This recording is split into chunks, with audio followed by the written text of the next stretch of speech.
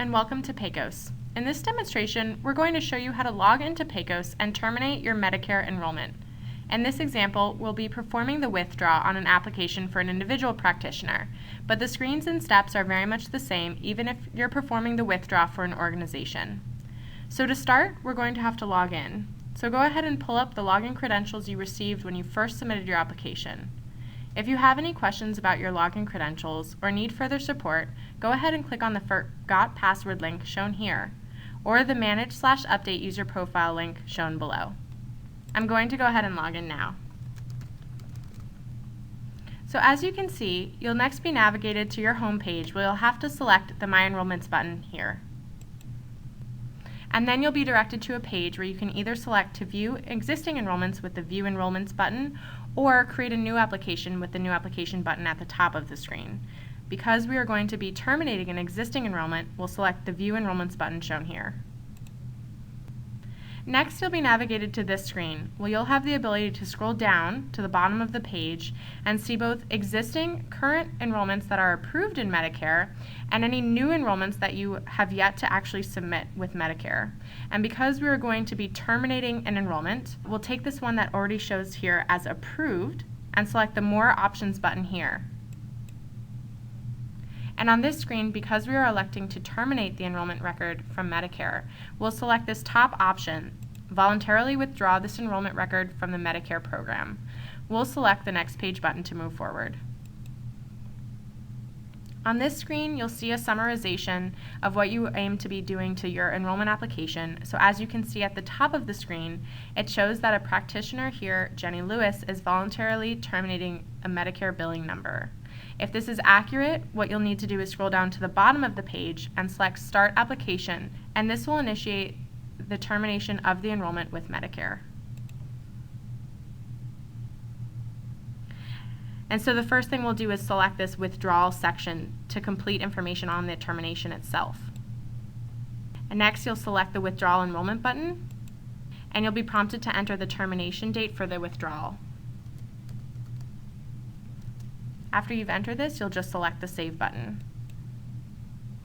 And then you'll be navigated to the topic summary screen where you can see the information you entered. You can see that termination date there.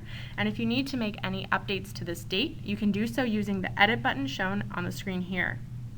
And now that we're done with this topic, we can navigate to the next one by selecting the Next Topic button at the bottom of the screen. And you can see this contact person information shown here as a label, and so you can select to edit or delete this information. Or if this information looks correct as is, you can simply select the Review Complete button shown here to move on. So that's what I'll do now. And now that this contact person information has been reviewed, I can again go back by selecting any of these buttons at the bottom of the screen, like the previous topic or the next topic. Instead, I'm just going to select the Go to Error check to make sure that I have no errors left in my enrollment application before moving forward. And as you can see, there are no errors or warnings left for this application, so I can go ahead and complete the termination of this enrollment record with Medicare. As you can see, the required and/or supporting documentation section is still shown on the screen. Because this is a voluntary withdrawal, I don't have any supporting documentation to upload, but if there were any documents that needed to be uploaded, you could do so in this section by selecting the document type, choosing the file, and uploading it below here.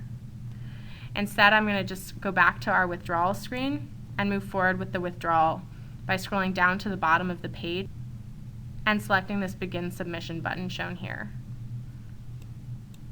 So for the purpose of this example, I'm going to select that yes, I would like to electronically sign the document shown above, which in this case is the certification statement. And doing this means that you would not have to print this document and mail it to your Medicare administrative contractor. So we'll select yes and move forward by clicking the Next Page button at the bottom of the screen. You're then navigated to the e-signature instructions page, where as you can see at the top of the screen with the instructions, you'll need to review all documentation before e-signing, and then you'll need to agree to accept the terms and conditions for each of the documents shown on the screen. So for this example, because it's a voluntary termination, the only thing that you'll be able to electronically sign here is the certification statement. So I'm going to select yes, that I agree to the terms and conditions. You'll see this Complete Your e-signature portion, where you can fill out all of your identifying information. And after entering all of your identifying information, you'll select the Next Page button. You'll then be navigated to the submission page where you can review all of your information, along with your Medicare Administrative Contractor here shown as a label. And you can scroll down to ensure that your reason for submission is accurate, and additional supporting information regarding required documentation, etc., is also shown here on this page. And to complete your voluntary withdrawal, you'll just need to go ahead and select the Complete Submission button here, so that's what we'll do now. A pop-up will then appear on your screen to notify you that any additional supporting documentation that you have not uploaded to your submission will need to be printed and mailed to your Medicare Administrative Contractor, and if this information is not mailed in, that your application will risk being delayed in processing. So once you've acknowledged this fact, you can click the OK button, and you'll then be navigated to the Submission Confirmation page, where you'll have a receipt for your submission, and you'll be able to print this and keep it personally for your records. So congratulations, you've just completed a voluntary termination of your Medicare enrollment application.